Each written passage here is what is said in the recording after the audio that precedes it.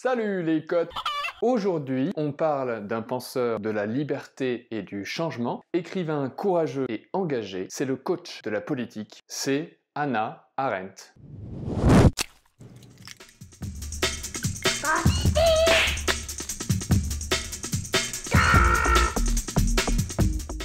Née en Allemagne en 1906, Arendt grandit dans une famille juive. Elle suit un parcours intellectuel, elle fait des études de philosophie où elle se montre particulièrement brillante. Ses années à la fac sont des années intenses. Elle fait une thèse et elle a une aventure avec le philosophe Heidegger, qui est son professeur, mais qui est aussi 17 ans plus vieux, marié et père de 2 enfants. Maquet! Quand les nazis arrivent au pouvoir, Arendt a 27 ans. Une dizaine d'années plus tard, alors qu'elle vit en France, elle est retenue dans un camp de concentration. Elle parvient à s'en sortir et se réfugie aux États-Unis. Elle y apprend l'anglais, adopte la nationalité américaine et fait une carrière universitaire tout en publiant dans de grands journaux américains. La pensée d'Arendt est directement liée à l'apparition du nazisme et des régimes politiques totalitaires. Pour Arendt, le totalitarisme est un système qui tente de recouvrir la totalité des aspects de la vie des individus, leur façon de se conduire, mais aussi leur façon de penser.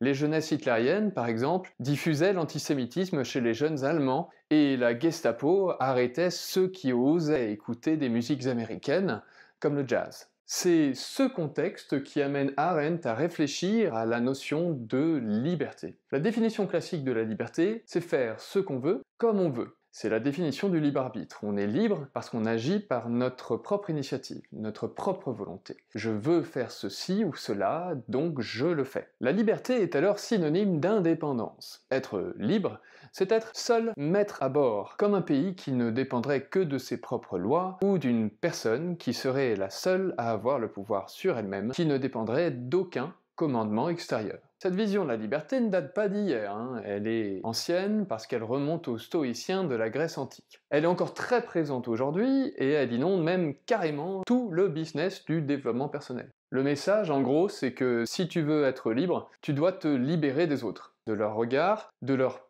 pensées limitantes. Et être libre, c'est donc se conduire suivant ses propres principes et en fait, s'imposer sa propre domination.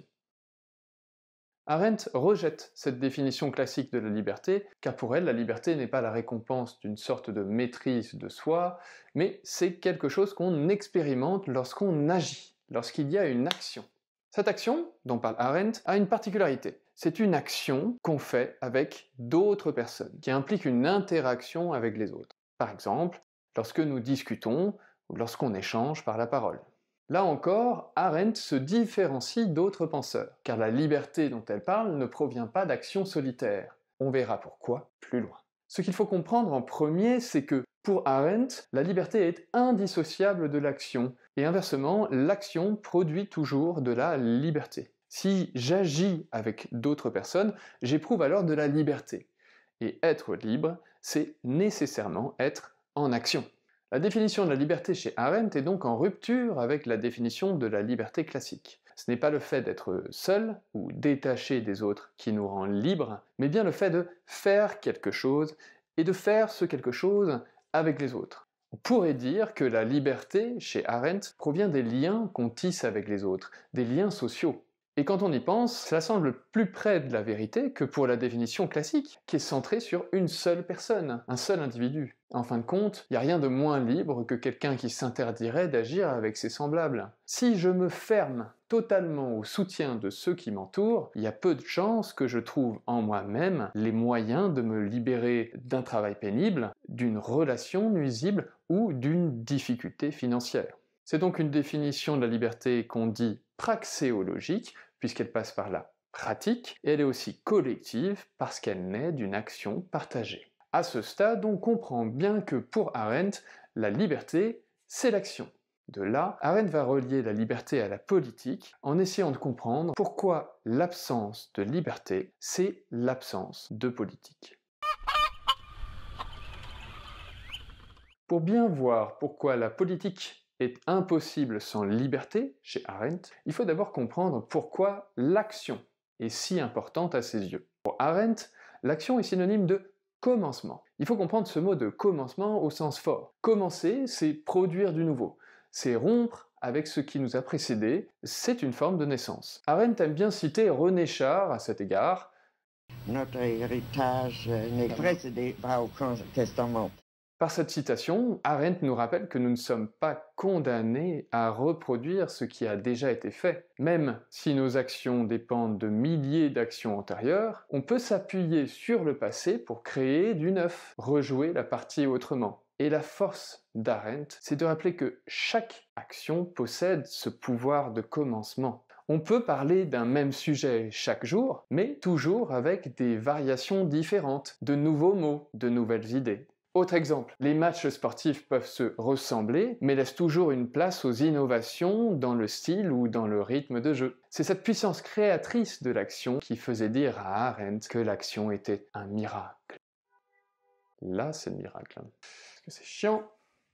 Et dans ce commencement par l'action, il y a une double dose de politique pour Arendt. Premièrement, l'action permet de changer des choses. Puisqu'elle produit de la nouveauté, elle peut pousser à des ruptures dans l'ordre politique, voire à des révolutions. Et Arendt pense d'ailleurs à la Révolution française et à la Révolution américaine. Et deuxièmement, en même temps, l'action nous transforme. Lorsque nous nous mobilisons, nous nous rapprochons les uns des autres, nous créons des liens, nous formons une communauté, donc un univers commun auquel on appartient. Et cette nouvelle appartenance contribue à nous redéfinir. Et là, on peut clairement penser aux Gilets jaunes, qui ont créé plusieurs communautés originales autour de différents symboles. Il y a eu bien sûr le gilet qui leur a donné leur nom. Foutez-le en évidence sur le tableau de bord, toute la semaine là. Mais aussi les ronds-points sur lesquels ils se réunissaient. L'action nous redéfinit aussi car on trouve dans cette communauté une nouvelle existence ou une nouvelle fonction. Ça a été le cas, toujours chez les Gilets jaunes, de certains retraités ou de chômeurs. Par exemple, d'anciens charpentiers ont pu valoriser leur expérience professionnelle en construisant les cabanes en bord de route. Cette redéfinition de soi est enfin passée par la découverte de sa familiarité avec l'autre. En rejoignant le mouvement, les Gilets jaunes ont réalisé qu'ils rencontraient les mêmes difficultés pour boucler les fins de mois, pour trouver un emploi stable. Bref, qu'ils partageaient les mêmes conditions d'existence et que leur situation n'était donc pas tant individuelle que collective. En se mobilisant, ils se sont donc sentis moins coupables de leur sort et ils ont retrouvé une dignité qu'ils avaient perdue lorsqu'ils étaient isolés. On voit bien la dimension collective de l'action et du changement pour Arendt. L'engagement permet la transformation de soi en même temps que la transformation des autres. Pour résumer, pour Arendt, la politique dépend de l'action, car l'action produit du commencement. Et ce commencement, lui, c'est la clé du changement. Pour que survienne un commencement, selon Arendt, l'action a besoin d'un espace pour qu'elle se manifeste, et cet espace, c'est l'espace public, que Arendt compare à la police grecque. La police... ça n'a pas grand-chose à voir avec MTM. C'est la cité dans laquelle les citoyens grecs se retrouvaient pour échanger sur les affaires publiques. Selon Arendt, pour agir, l'individu doit sortir de sa sphère privée d'existence pour se rendre sur l'espace public. Et ce n'est pas facile, car il faut du courage pour oser s'exposer au regard des autres, pour s'extirper de la tranquillité rassurante de son isolement. Prendre la parole face à un groupe, diffuser du contenu sur les réseaux sociaux, c'est risquer de susciter des réactions plus ou moins charitables, voire potentiellement hostiles. Comme si ça suffisait pas, ce serait bien trop simple, l'exécution de l'action peut être aussi difficile à contrôler. Puisque l'action n'implique pas une, mais plusieurs personnes, de multiples commencements vont se produire, chacun de ces commencements provenant d'une action individuelle. Or, ces commencements représentent autant de hasard, d'impondérables, d'aléas, et comme pour n'importe quelle action qui implique du hasard, il n'y a pas moyen d'en prévoir toutes les conséquences. Se rendre dans l'espace public est donc une sorte de coup de poker. On s'engage personnellement, mais il n'y a aucune garantie que l'action débouche sur les faits escomptés. On voit bien que la liberté, et donc la politique, comporte un certain prix pour Arendt, celui d'oser s'investir en personne dans l'espace public. Elle insiste beaucoup sur l'espace public quand même, Arendt. Pourquoi elle fait ça? C'est pas un hasard. Ce type de lieu représente tout ce que combattent les régimes totalitaires. Par exemple, dans le régime nazi, tout était fait pour régenter chaque aspect de la vie individuelle et collective afin de former une société homogène, comme un bloc. Même les discussions entre mari et femme pouvaient être épiées par le pouvoir pour maintenir ce contrôle. Alors est-ce qu'ils écoutaient seulement les discussions entre mari et femme ? Dans tous les cas, autant dire que les manifestations ne couraient pas les rues allemandes. Et c'est bien pour cette raison que le système totalitaire ne tolère que l'espace privé. Dans cet espace, les citoyens sont tenus à distance de leurs semblables. Ils ne peuvent agir avec autrui. Privés d'action collective, ils sont par conséquent privés de liberté. On se souvient en effet que la liberté correspond à l'action chez Arendt. Cela signifie que le système totalitaire, puisqu'il abolit tout espace public, écarte toute possibilité d'action collective. Voilà une classe qui se tient sage. Privés d'action collective, les prisonniers du système totalitaire sont empêchés de produire du commencement. En un mot, ils sont incapables de créer quelque chose de différent, incapables d'apporter du changement. On voit là pourquoi, aux yeux d'Arendt, la liberté est indispensable pour l'expression de la politique. Sans liberté, pas d'action. Sans action, pas de changement. Et sans possibilité de changement, le pouvoir peut exercer sans contrainte et sans crainte les pires abus sur la population. Plusieurs films et séries de science-fiction s'amusent à illustrer cette privation de liberté. Dans le film Matrix, l'univers de la matrice est entièrement programmé à l'avance par les machines. On n'y trouve aucun espace public où les individus pourraient envisager une action collective, chaque lieu étant conçu et contrôlé par le programme informatique central. Pour espérer pouvoir créer du neuf, du commencement, les humains doivent d'abord parvenir à s'en échapper, sortir de cet espace qu'est la matrice, pour rejoindre la communauté des humains, là où se prépare la résistance. Arendt n'a pas passé toute sa vie à faire de la théorie politique. Elle s'est aussi engagée dans l'espace public, exposant parfois des positions très tranchées. Elle a aidé à la circulation des opposants aux nazis en Europe, dans les années 20 quand elle était jeune, et plus tard, elle a publié une série d'articles sur le procès d'un chef nazi, Eichmann. In diesem Herbst, Frau Arendt, ist in der Bundesrepublik Ihr Buch über den Eichmann-Prozess in Jerusalem erschienen. Les articles qu'Arendt publie sur Eichmann ne font pas du tout l'unanimité. Und diese Arbeit ist seit ihrem Erscheinen in Amerika sehr, sehr heftig diskutiert worden. Stoß hat vor allem die von Ihnen behandelte Frage erregt, wie weit den Juden ihr passives Erdulden des deutschen Mordfeldzuges angelastet werden müsse oder was. Elle reçoit des critiques très dures, notamment de la part de ses lecteurs juifs, qui lui reprochent de minimiser la violence de l'Holocauste. Aucune excuse ne doit être cherchée. Aucune excuse sociale, sociologique et culturelle.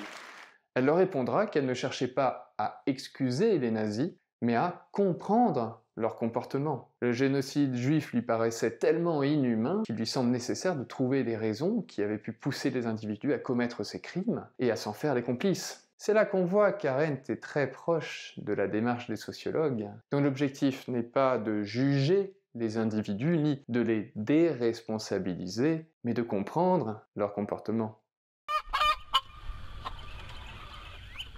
Arendt meurt en 1975. Bien que toute son œuvre ait une portée philosophique évidente, Arendt ne se considérait pas comme une philosophe. Bien en ligne avec sa propre théorie de la liberté, elle préférait l'action aux méditations métaphysiques et jugeait l'engagement dans l'espace public indispensable à la vie démocratique d'un pays. Arendt ne se taisait pas, elle ne se cachait pas. Elle s'est exposée à bien des accusations publiques concernant sa position par rapport aux juifs ou bien sa prétendue complicité avec les nazis. C'est peut-être pourquoi Arendt est aujourd'hui relativement peu connue et rarement citée parmi les penseurs contemporains. Et pourtant, après plusieurs confinements qui ont lentement rétréci l'espace public et renforcé l'isolement, après les mesures sanitaires qui, en séparant les individus, ont limité les possibilités d'action collective, Arendt nous rappelle la valeur de l'espace public et la valeur de l'action. Surtout, elle nous rappelle que sans action collective, il ne peut y avoir de commencement, que sans action collective, il ne peut y avoir de changement.